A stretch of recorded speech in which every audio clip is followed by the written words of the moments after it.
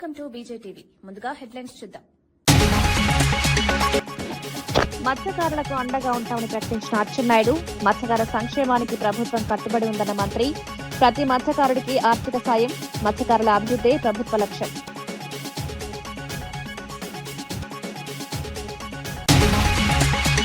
ధర్మపురి అరవింద్ వ్యాఖ్యలపై అద్దంకి దయాకర్ ఫైర్. రేవంత్ పై వ్యక్తిగత వ్యాఖ్యలు సరికాదని వ్యాఖ్య. ప్రజా సమస్యలపై దృష్టి పెట్టాలని సూచన. రాజకీయ విమర్శలు హుందాగా ఉండాలని వెల్లడి.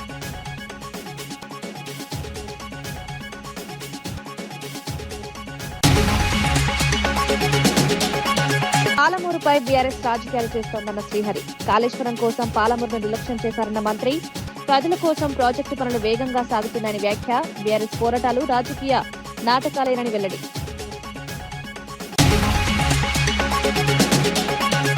పెట్రోల్ ధరలపై చంద్రబాబు, లోకేష్ ను ప్రశ్నించిన భరత్.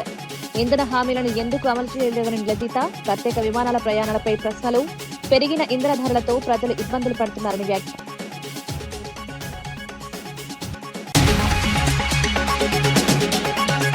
రేవంత్ పై విమర్శలు ఆపాలని అరవింద్ కు అనిల్ వార్నింగ్. సీఎం స్థాయిని అర్థం చేసుకోవాలన్న అనిల్ కుమార్ యాదవ్. వ్యక్తిగత విమర్శలతో రాజకీయాలు వద్దని వెల్లడి. తెలంగాణ అభివృద్ధికి రేవంత్ కృషి చేస్తున్నారని వ్యాఖ్య.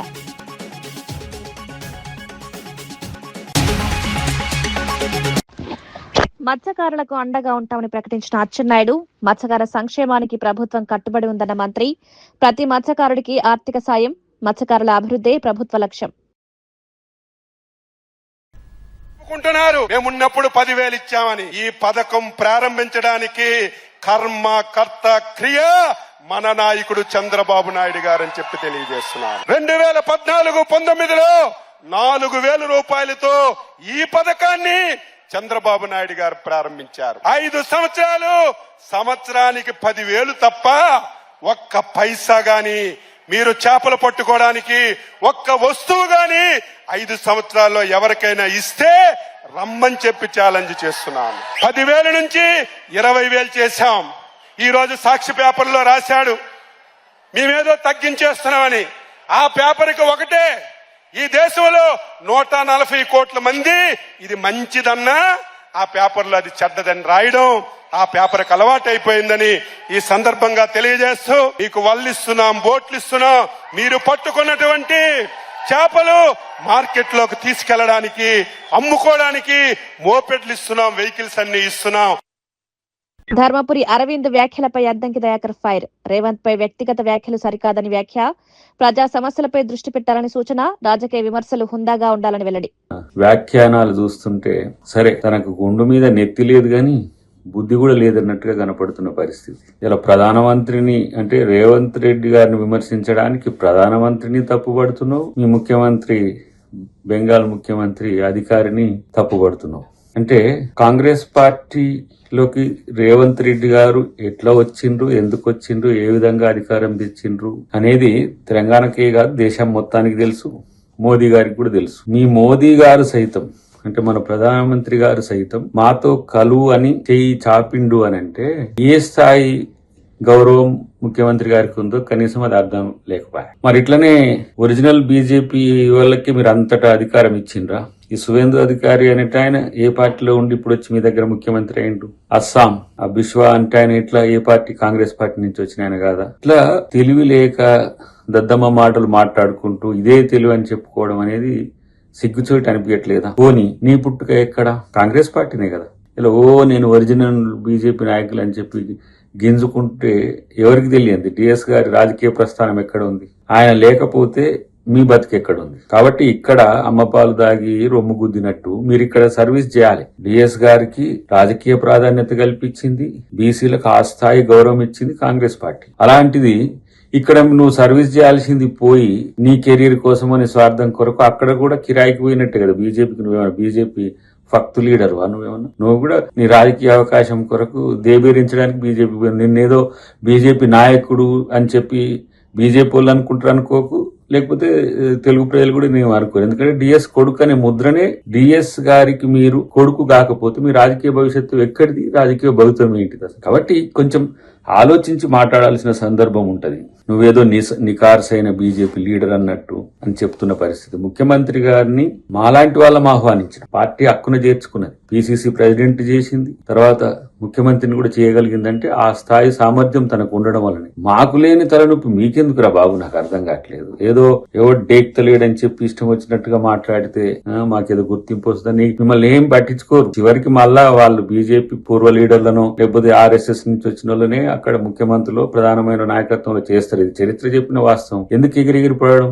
కాబట్టి కొంచెం మాట్లాడేటప్పుడు చూసి మాట్లాడడం నేర్చుకో బ్రదర్ అని చెప్పి హితం. ఎందుకంటే ఇంకా డోస్ పెంచాలంటే కూడా ఆ స్థాయి లీడర్ కావు. కాబట్టి ప్రతి ఓడు ముఖ్యమంత్రి గారి గురించి మాట్లాడి, రేవంత్ రెడ్డి గారిని మాట్లాడి ఏదో ఎక్స్పోజ్ కావాలి, మమ్మల్ని ప్రజలు గుర్తించాలన్నట్టుగా.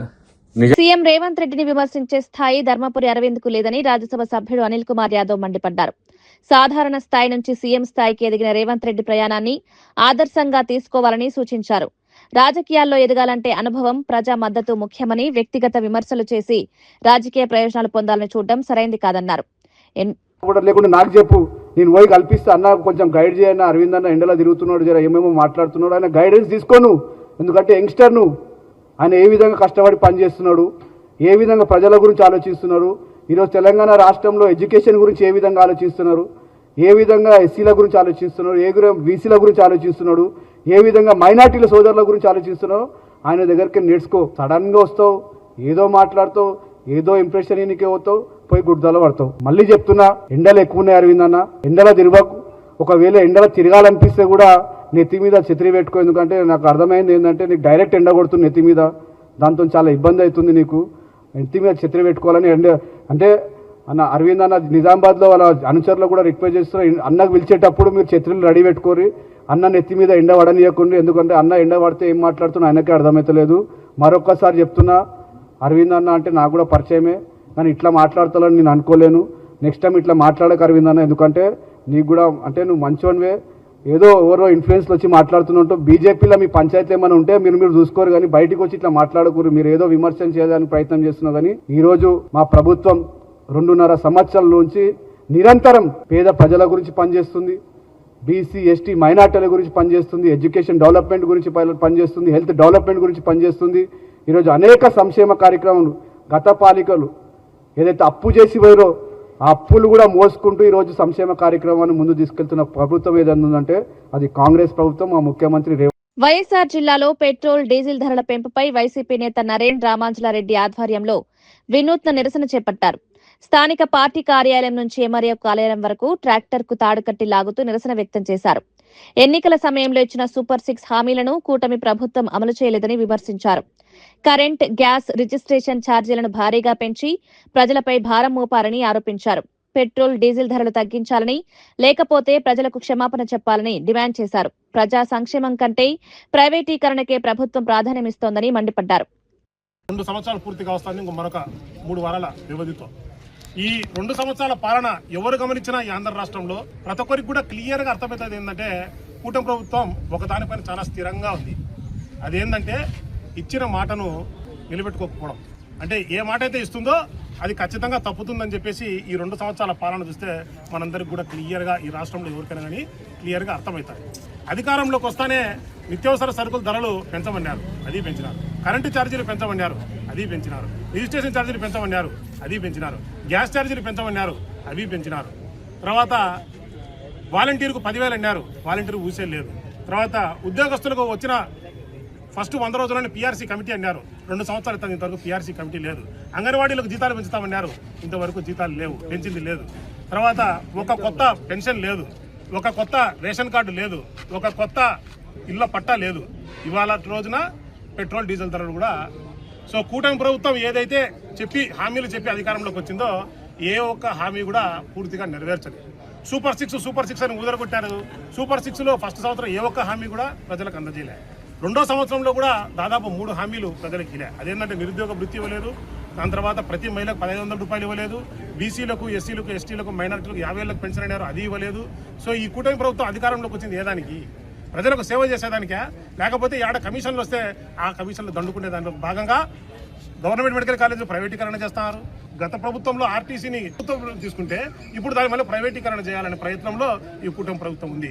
వైజాగ్ స్టీల్ ప్లాంట్ ప్రైవేటీకరణ చేసే క్రమంలో ఆల్రెడీ అడుగులు వేస్తాంది. సో గవర్నమెంట్ ఆస్తులని ప్రైవేటుగా బదిలీ చేయడం, అధికారంలోకి వచ్చిన తర్వాత సొంత డబ్బులను దండుకోవడం, ఆస్తులను పెంచుకోవడం తప్ప ఈ కూటమి ప్రభుత్వం ఏమీ చేయడం లేదని చెప్పి తెలియజేసుకుంటూ, ఇప్పుడు ఈ డీజిల్ విషయం, పెట్రోల్ విషయం పైన మాట్లాడితే, ఎలక్షన్స్ ముందర భారతదేశంలో అంటే అందరికంటే ఎక్కువ ఆంధ్ర రాష్ట్రంలోనే ఉంది, మేము అధికారంలోకి వస్తే తగ్గిస్తాము అని చెప్పిన ఈ కూటమి ప్రభుత్వం అధికారంలోకి వచ్చిన తర్వాత అటువంటి ఆలోచన కూడా ఎటువంటి చేయకోకుండా ఈరోజు రోజు రోజుకు పెరుగుకుంటా భారతదేశంలోనే హైయెస్ట్ రేటు ఈరోజు మన ఆంధ్ర రాష్ట్రంలో ఉంది. సో బేషరతుగా చంద్రబాబు నాయుడు గారు, లోకేష్ బాబు లేదా కూటమి ప్రభుత్వం ప్రజలకు క్షమాపణ చెప్పాలా, లేకపోతే ఇమీడియట్ గా ఆ రేట్లను తగ్గించాలని చెప్పేసి వైఎస్ఆర్సీపీ పార్టీ తరఫు నుంచి డిమాండ్ చేస్తూ, ఖచ్చితంగా ఈ కూటమి ప్రభుత్వం అనేది ప్రజలు అనే వాళ్ళు ఈ కూటమి ప్రభుత్వాన్ని తిట్టుకొని తిడతారు.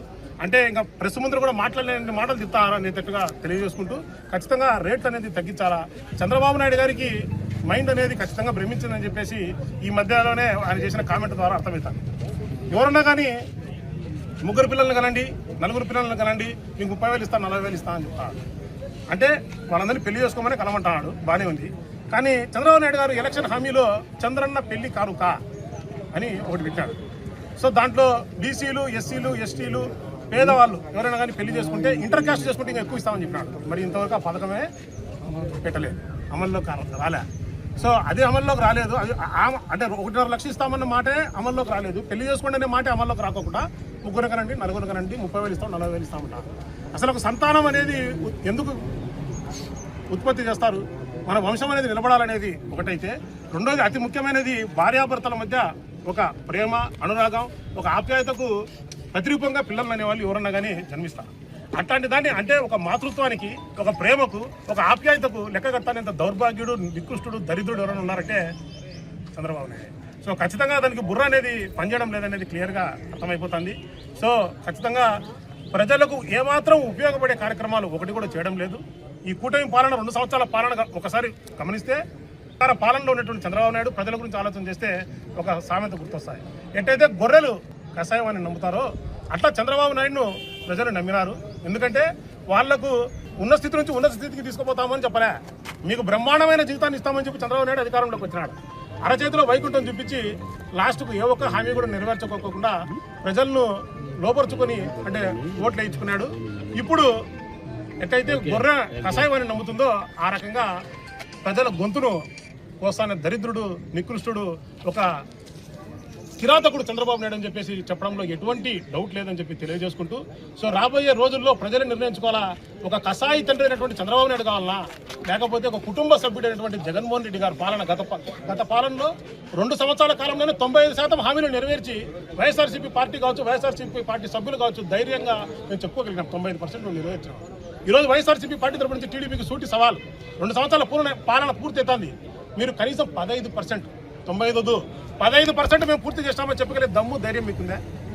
సో కాబట్టి ప్రజలు కూడా దయచేసి గమనించండి, కషాయి తండ్రి అయినటువంటి చంద్రబాబు నాయుడు కావాలన్నా, లేకపోతే కుటుంబ సభ్యుడైనటువంటి, లేకపోతే ఒక కుటుంబ సభ్యుడైనటువంటి జగన్మోహన్ రెడ్డి కావాలని చెప్పి ప్రజలు నిర్ణయించుకోవాలని చెప్పి తెలియజేసుకుంటూ, ఈ వెంటనే పెంచినటువంటి రేట్లు తగ్గించాలా, లేకపోతే చంద్రబాబు నాయుడు, లోకేష్ బాబు రాజీనామా చేయాలా, లేకపోతే ప్రజలకు బేషరతుగా క్షమాపణ చెప్పాలా అని చెప్పి తెలియజేసుకుంటూ వైఎస్ఆర్సీపీ పార్టీ డిమాండ్ చేస్తుంది. పెట్రోల్, డీజిల్ ధరల తగ్గింపుపై ఎన్నికల ముందు ఇచ్చిన హామీలను చంద్రబాబు, నారా లోకేష్ ఎందుకు అమలు చేయడం లేదని వైసీపీ జాతీయ అధికార ప్రతినిధి మార్గాని భరత్ ప్రశ్నించారు. అధికారంలోకి వస్తే వ్యాట్ ఛార్జీలు తగ్గిస్తామని పదే ప్రజలకు హామీ ఇచ్చారని గుర్తు చేశారు. కానీ ప్రస్తుతం ఇతర రాష్ట్రాలతో పోలిస్తే ఏపీలోనే ఇంధన ధరలు అధికంగా ఉన్నాయని విమర్శించారు. ప్రజలకు పబ్లిక్ ట్రాన్స్పోర్ట్ వాడాలని సూచిస్తున్న నారా లోకేష్ ప్రత్యేక విమానాల్లో ప్రయాణం చేయడం ఏంటని నిలదీశారు. అధికారంలోకి వచ్చిన తర్వాతే ప్రత్యేక విమానాలు ఎందుకు వినియోగిస్తున్నారని ప్రశ్నించారు. ప్రజలకు ఇచ్చిన హామీలను విస్మరించడం రాజకీయ మోసమని ఆరోపించారు. సంవత్సరాలు కంప్లీట్ అయినాయి.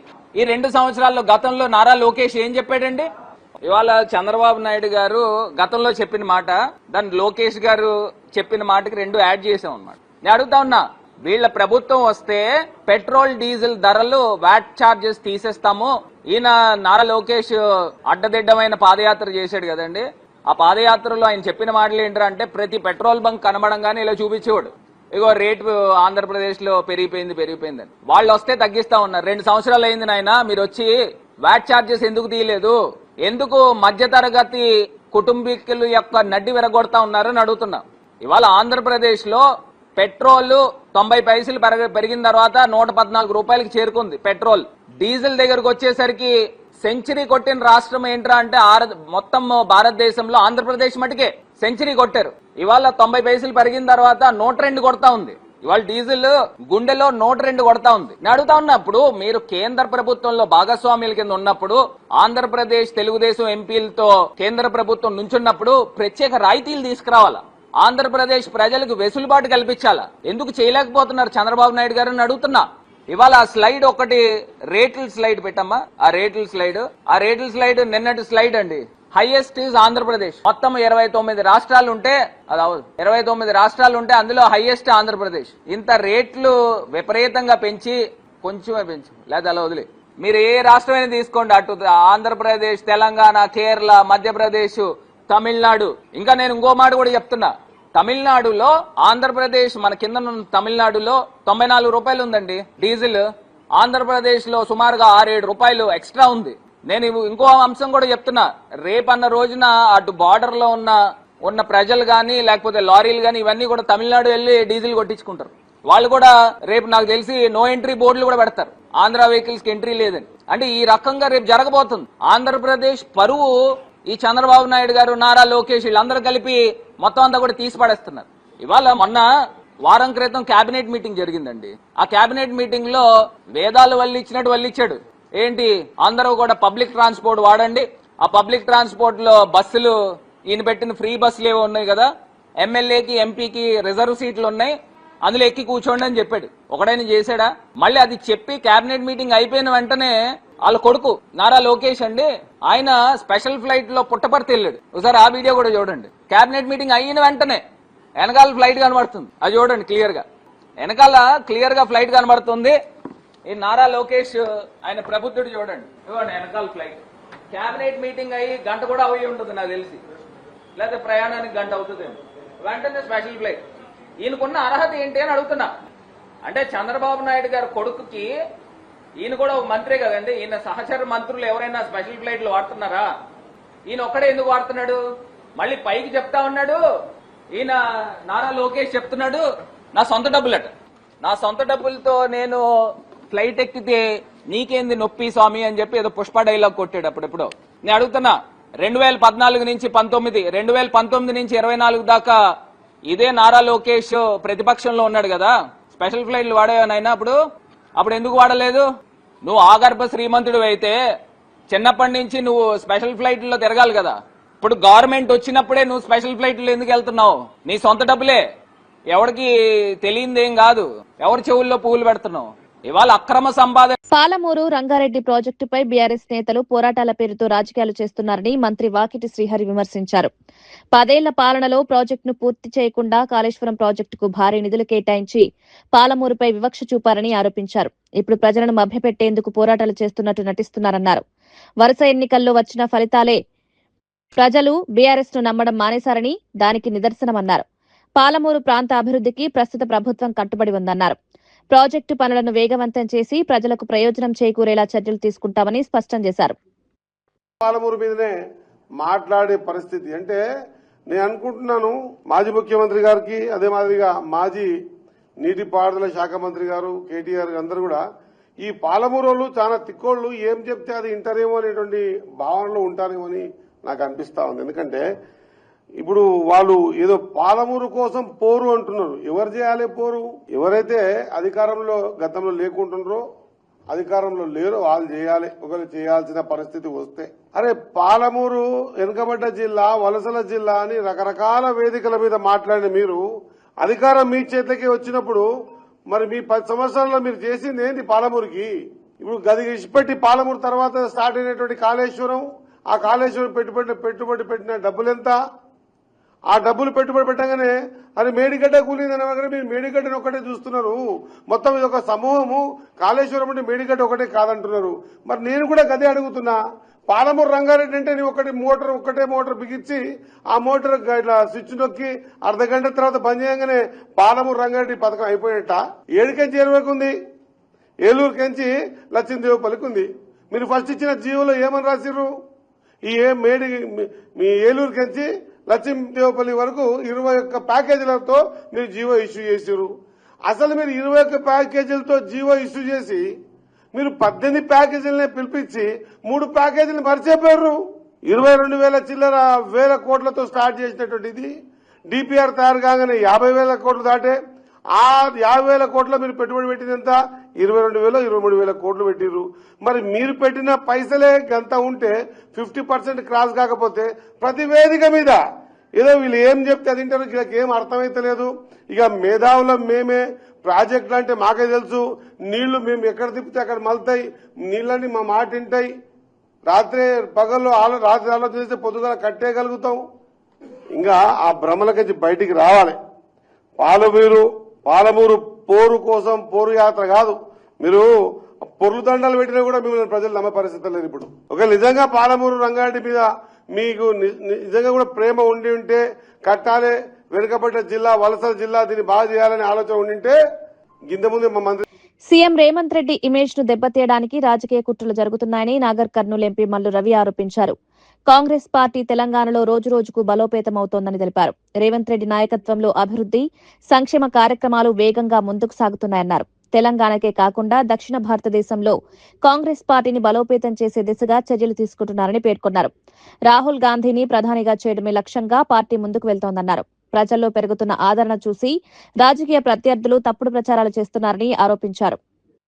రేవంత్ రెడ్డి గారికి కాంగ్రెస్ పార్టీలో ఉన్న ఇతర నాయకులకి కొంత విభేదాలు కలిగించి కాంగ్రెస్ పార్టీని వీక్ చేసి రేపొచ్చే ఎన్నికల్లో బీజేపీ లబ్ధి పొందాలనే ఉద్దేశంతో ఈ రకంగా మాట్లాడారు. నాకు రేవంత్ రెడ్డి గారు పిసిసి కాకముందు నుంచి పిసిసి ప్రెసిడెంట్ అయిన తర్వాత, దాని తర్వాత చీఫ్ మినిస్టర్ గా మేము చూస్తున్నాం. ఇవాళ రేవంత్ రెడ్డి గారు తెలంగాణ ముఖ్యమంత్రిగానే కాకుండా సౌత్ ఇండియాలో కాంగ్రెస్ పార్టీని బలోపేతం చేయడానికి పెద్ద ఎత్తున పనిచేస్తున్నాడు. ఈ మధ్య కేరళ రాష్ట్రంలో ఎన్నికలు జరిగినప్పుడు అక్కడ పోయి ఏ రకంగా మాట్లాడి అక్కడ తెలంగాణలో జరుగుతున్నటువంటి అభివృద్ధి సంక్షేమ కార్యక్రమాలన్నీ అక్కడ ప్రకటించి ఆ నాయకులు కూడా ప్రకటించేటట్టు చేసి అక్కడ ప్రభుత్వం పెద్ద మెజార్టీతో గెలిచేటట్టు చేశారు. వారి ప్రమాణ స్వీకారం కూడా నిన్న అక్కడికి వెళ్లారు.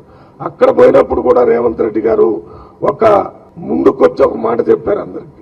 మా అందరూ అంటే అది కర్ణాటక ముఖ్యమంత్రి కానీ, కేరళ ముఖ్యమంత్రి కానీ, తెలంగాణ ముఖ్యమంత్రి కానీ, వారి అందరూ యొక్క ఉద్దేశం ఏంటంటే రేపు వచ్చేటటువంటి సెంట్రల్ జనరల్ ఎలక్షన్ లో కాంగ్రెస్ పార్టీని గెలవటానికి సర్వ విధాలా పనిచేసి రాహుల్ గాంధీని ప్రధానమంత్రిగా తీసుకురావటమే మా ముందున్నటువంటి బాధ్యత అని ప్రకటించిండు రేవంత్ రెడ్డి. రేవంత్ రెడ్డి తెలంగాణలోనే కాకుండా భారతదేశం మొత్తంలో కాంగ్రెస్ పార్టీని ముందుకు నడపడానికి పనిచేస్తున్నాడు. కాబట్టి రేవంత్ రెడ్డి ఇమేజ్ ని దెబ్బతీయడానికే ఈ ఎంపీ గారు ఈ రకంగా మాట్లాడాడు తప్ప కాంగ్రెస్ పార్టీని రేవంత్ రెడ్డి గారు వదిలిపెట్టేది లేకపోగా భారతదేశం మొత్తంలో కాంగ్రెస్ పార్టీని గెలిపించడానికి ఆయన సర్వశక్తులు ఉపయోగించి ఆయన ఒక్కడే కాకుండా ఈ సౌత్ ఇండియాలో ఉన్న అన్ని రాష్ట్రాల ముఖ్యమంత్రులతో మాట్లాడి రాహుల్ గాంధీకి పూర్తి సపోర్ట్ చేస్తూ ముందుకు పోతున్నారు. ఇది అసలు విషయం ఏంటంటే బీజేపీ పగటి కళ్ళకంటుంది రేపు వచ్చే టైంలో మేమే వస్తామని. ఇది వెస్ట్ బెంగాల్ కాదు, ఇది బీహార్ కాదు. ఇక్కడ రేవంత్ రెడ్డి సీఎంగా ఉన్నాడు. మీరు వేసే ఎత్తుగడలకి 10 ఎత్తుగడలు ఎక్కువగా వేసి ప్రజలను మెప్పించి రేపు వచ్చే ఎన్నికల్లో కాంగ్రెస్ పార్టీని గెలిపించగలడు. కాంగ్రెస్ పార్టీ 2034 దాకా అధికారంలో ఉంటుంది. రేవంత్ రెడ్డి నేను ముఖ్యమంత్రిగా ఉంటాడని ఒక ఇంటర్వ్యూలో బహిరంగంగా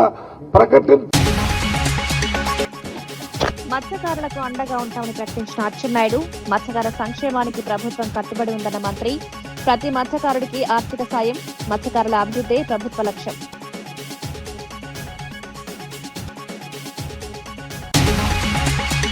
ధర్మపురి అరవింద్ వ్యాఖ్యలపై అద్దంకి దయాకర్ ఫైర్. రేవంత్ పై వ్యక్తిగత వ్యాఖ్యలు సరికాదని వ్యాఖ్య. ప్రజా సమస్యలపై దృష్టి పెట్టాలని సూచన. రాజకీయ విమర్శలు హుందాగా ఉండాలని వెల్లడి.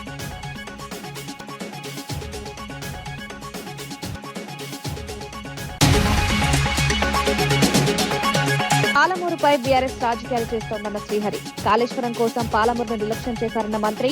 ప్రజల కోసం ప్రాజెక్టు పనులు వేగంగా సాగుతున్నాయని వ్యాఖ్య. బీఆర్ఎస్ పోరాటాలు రాజకీయ నాటకాలేనని వెల్లడి.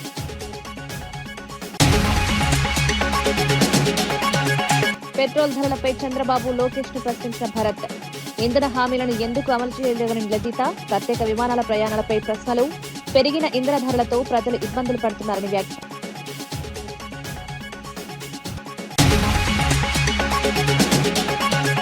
రేవంత్ పై విమర్శలు ఆపాలని అరవింద్ కు అనిల్ వార్నింగ్. సీఎం స్థాయిని అర్థం చేసుకోవాలన్న అనిల్ కుమార్ యాదవ్. వ్యక్తిగత విమర్శలతో రాజకీయాలు వద్దని వెల్లడి. తెలంగాణ అభివృద్ధికి రేవంత్ కృషి చేస్తున్నారని వ్యాఖ్య.